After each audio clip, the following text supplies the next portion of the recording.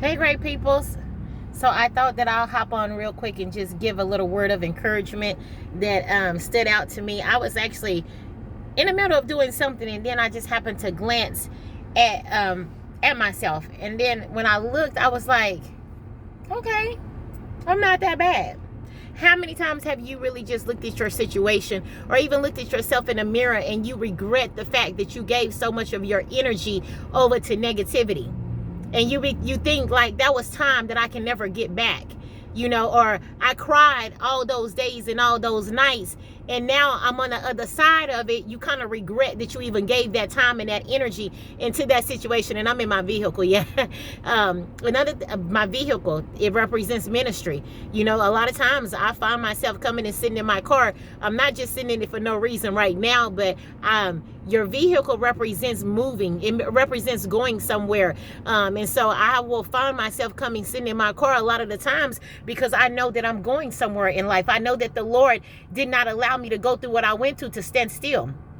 All right, so I got off track. But anyway, yeah. So you look at and you think about all the nights and all the minutes and the hours that you gave over to either crying over spoiled milk, running back to the same mess. It's like, when we say dogs run back to their same vomit. How many times of us can really be real and transparent and say, I did that?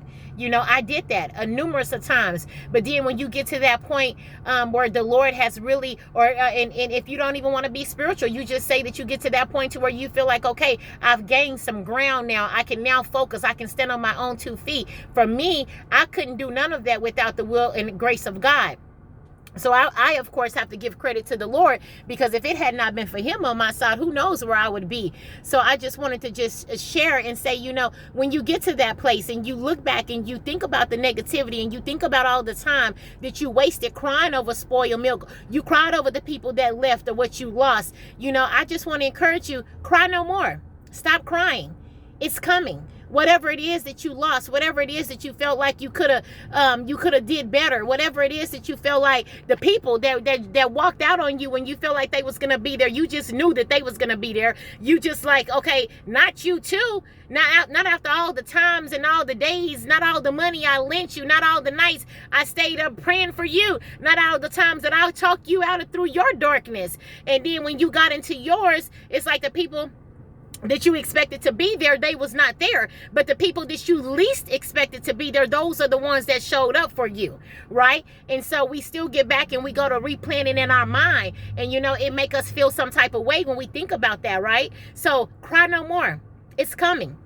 And what I want to encourage you, that what I experienced myself, the devil wants us to keep on looking and be focused on what we lost. Because if he keep our mind focused on what we lost, we can't see what's coming.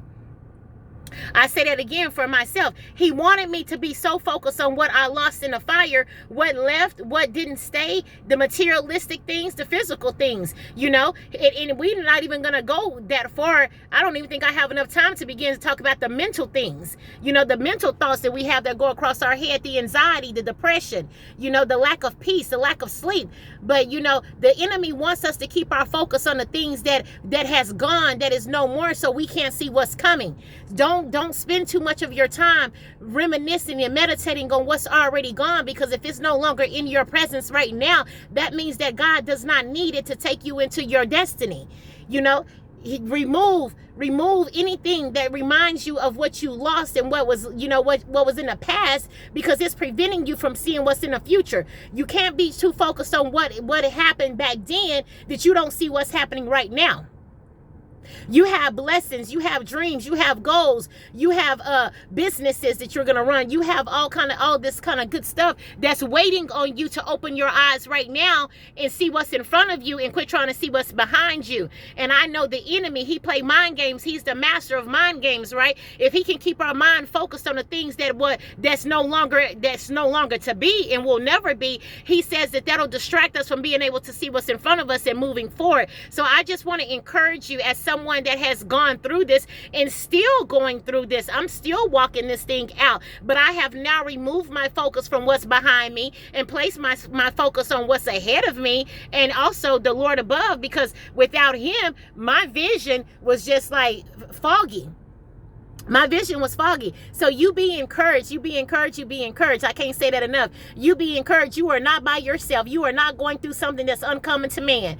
But what you got to do first, you got to first let go of the things that you feel like that's holding you or connecting you to your past, so that you can get ready to prepare your feet to move into your future. And a lot of times, don't cry over the things that we lost materialistically. Let's focus on some of the things that we have mentally that we still have. You still have your right state of mind. You still have your peace. You still have your life. So you take all of that and you use every ounce of energy that you may have and you press forward. You press forward. I don't care if all you have is $2 to your name. You take that $2 and you use it to get you to 4. And then when you take that 4 and you use it to get you to 8, you just keep on multiplying. You keep on moving forward because greater is ahead of you. And it's going to be so much better than what's behind you. Remember, if it's no longer in your present, God does not need it to take you into your destiny. In fact, he may have to remove some of those things in order to get your attention. That was me right there. He had to remove some of those things to get my attention, to get me to the place to where he can use me and I can be on here giving this word of encouragement. Looking the way I'm looking, this is all just the glory of God, because it was a time to where I felt ugly on the inside and the outside. It was times that I lost confidence in myself, so less known having confidence in him. We got to remember the things that we lost materialistically can always be gotten back, but when you lose your self-esteem, when you lose confidence in yourself, when you lose confidence in the Lord, those things right there already says that you defeated. And we not defeated. We are victors. We no longer victims. We victors. We no longer live on Drama Drive. We done moved off of Drama Drive. We now live on Straight Street. So when your past come knocking at your door, you tell them you got the wrong, whatever.